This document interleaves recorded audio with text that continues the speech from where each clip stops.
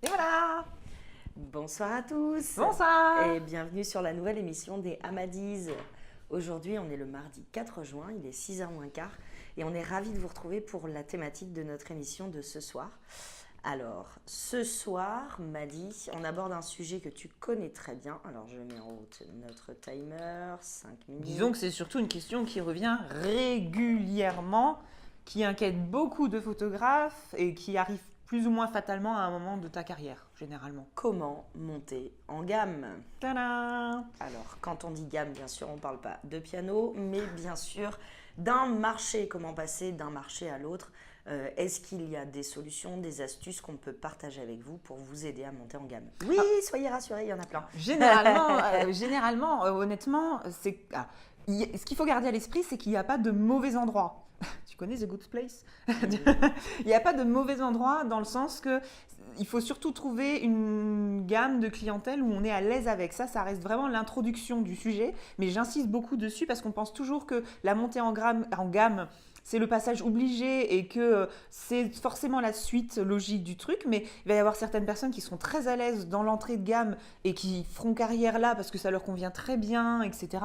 Et d'autres qui vont progresser là-dedans ou d'autres qui directement vont arriver sur le marché et vont tout de suite un peu comprendre comment ça fonctionne et paf, aller directement sur une gamme plus ou moins haute qui va leur correspondre. Et certains photographes comme ça en tête qui se sont lancés tout de suite ont eu des tarifs très hauts et ont tout de suite prospecté une gamme très haute. Donc Oui. ça, il n'y a pas de mauvaise place. De toute façon, lié à la gamme, il y a bien sûr la question des prix, mais pas que.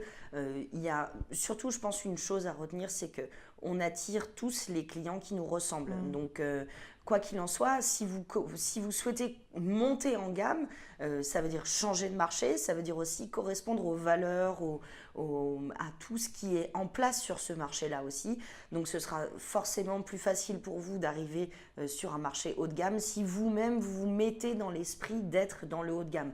Ça ne veut pas dire forcément rouler en Lamborghini, mais faire attention à sa tenue, sa présentation, son vocabulaire. Faire attention aussi au fait que quand on monte en gamme, les clients qui sont dans le très haut de gamme notamment ont certaines exigences en termes de service qui demandent bien sûr des choses à mettre en place et des structures à mettre en place aussi pour répondre à leurs besoins et leurs attentes à eux. Et il faut être sûr que ça nous corresponde parce qu'à un moment, si on ne se retrouve pas face à cette clientèle qu'on essaie de prospecter, comme on dit, chasser le naturel, il revient au galop. Exactement. Donc c'est pas forcément évident de se retrouver comme ça. Mais alors pour répondre à cette question, comment monter en gamme, moi la toute première chose, on dit toujours et on répète depuis 3 saisons, on vend ce qu'on montre. Donc la toute première chose, ça va être déjà en tant que photographe, de créer des visuels qui vont correspondre à ça. Oui. C'est la toute première étape. Alors moi je suis dans le mariage forcément, mais ça peut être dans le portrait, ça peut être vraiment dans tout. On a des photographes qui sont dans le luxe et dans le haut de gamme, dans toutes les spécialités de la photographie. Donc à partir de là, ça va être déjà d'analyser le marché qu'on souhaite prospecter. Oui. Et non pas de copier, mais de voir les tendances qu'il va y avoir sur ce marché et de voir si elles nous correspondent, c'est toujours la même question. Et après, de déjà se produire une sorte de book qu'on va pouvoir aller mettre en avant pour se vendre sur ce marché. Ça, c'est vraiment la toute première étape. Des images qui vont nous permettre de nous vendre, des réseaux aussi sur lesquels se vendre, donc d'essayer de repérer soit des lieux, soit des personnes en particulier qui font partie de notre cercle plus ou moins proche, qu'on peut photographier et qui vont nous permettre de passer aussi sur ce plus haut de gamme et de mettre en place aussi des idées de services notamment qui vont nous différencier de ce qui existe sur le marché qu'on a actuellement.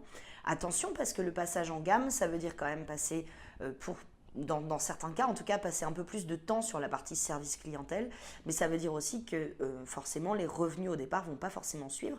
Donc une des idées que je crois que tu avais développée, toi m'a dit justement, c'était de conserver une marque spécifique de ton activité qui va être sur ce que tu avais déjà développé depuis le départ et de créer, si je me trompe pas, et de créer une marque qui va être plus sur le haut de gamme et que tu vas développer progressivement jusqu'à switcher entre tes deux activités, c'est ça? C'est à peu près ce qui s'était passé, alors sans monter dans une gamme complètement dingue, mais c'est vrai qu'à une période de ma carrière où j'avais une marque qui tournait, qui me permettait de vivre, on va dire, mais qui me frustrait peut-être par rapport au fait qu'effectivement à ces tarifs-là, je ne pouvais pas non plus passer des heures et des heures sur certaines choses et que fatalement il allait falloir que j'augmente mes prix pour pouvoir faire ça.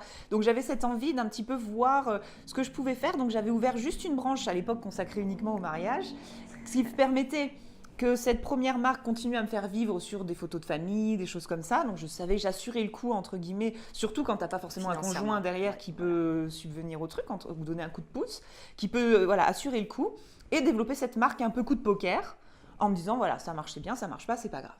Ouais. Le fait est que ça a pris le dessus surtout et que la première marque a finalement disparu. Ouais. Ça peut être une méthode pour faire si on est un peu frileux à l'idée de se dire, waouh, je fais un gros jump d'un coup, ce qui n'est pas forcément évident parce que gros jump d'un coup signifie un peu effacer son image d'avant pour redorer complètement, quoi. Déjà, non, c'est pas vrai. Si, et dans la montée en gamme d'images de marque, vraiment donc faire attention au type de clientèle qu'on vise aussi, les valeurs de cette clientèle-là, à quels endroits elles achètent, où est-ce qu'on va pouvoir les retrouver en fait en dehors du milieu de la photographie, et puis d'établir progressivement un réseau qui va être spécialement lié à ce marché-là et d'essayer de coller un maximum à ce réseau aussi. Ce sera forcément difficile pour vous de vendre des prestations qui vont être à je ne sais pas, 10 000 € par exemple le mariage, si vous n'avez pas la tenue, le vocabulaire en conséquence et les attentes de service, si vous ne répondez pas aux attentes de service de vos clients aussi, qui sont bien sûr sur le haut de gamme plus chronophages et plus exigeantes aussi, mais qui rapportent entre guillemets un peu plus. Tout le monde ne peut pas travailler sur le marché du haut de gamme et je pense que ça c'est important de le savoir.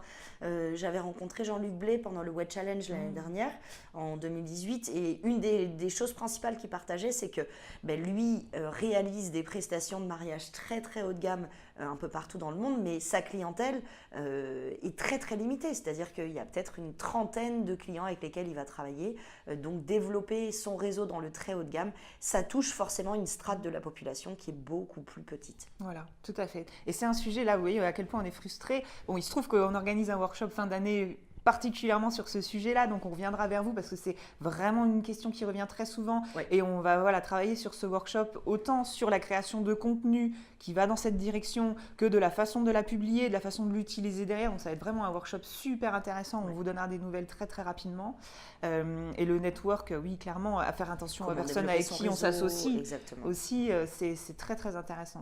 Donc dites-nous surtout si ce workshop vous intéresse, comme ça nous aidera à le développer dans les directions dont vous avez besoin.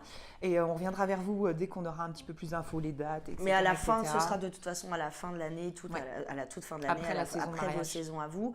Et puis, bien sûr, transmettez-nous aussi vos retours. Comment est-ce que vous avez mis en place des stratégies pour monter en gamme? Qu'est-ce qui vous a aidé? Qu'est-ce qui vous a desservi peut-être aussi? Tous vos retours sont importants, donc n'hésitez pas en commentaire de cette émission. Et on vous donne rendez-vous, bien sûr, comme toutes les semaines, mardi à 6h moins quart, mardi prochain, pour la prochaine émission des Amadis. Ciao, ciao. Bonne semaine.